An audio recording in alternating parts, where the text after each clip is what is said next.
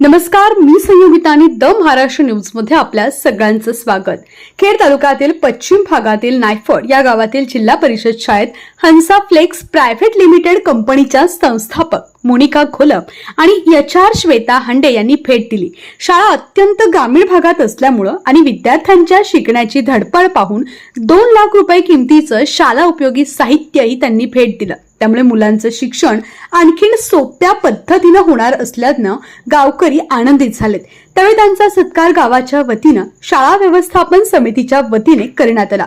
त्यावेळी सरपंच दत्तात्रय तिटकारे, उषा फलके, ग्रामपंचायत सदस्य रोहिदास भाईक, तंटामुक्ती अध्यक्ष पंढरीनाथ तिटकारे, राजू फलके, अशोक भाईक, मुख्याध्यापक थिटेसर, रावतेसर, कर्डिलेसर, शिक्षण समिती अध्यक्ष अशोक शिंदे, उपाध्यक्ष सुदर्शन तिटकारे आदी ग्रामस्थ उपस्थित होते। Bureau report, the Maharashtra news, Pune. आपल्या भागातील महत्त्वपूर्ण बातम्या पाहण्यासाठी आजच आमच्या चॅनलला सबस्क्राइब करा आणि बेल आयकॉन प्रेस करा।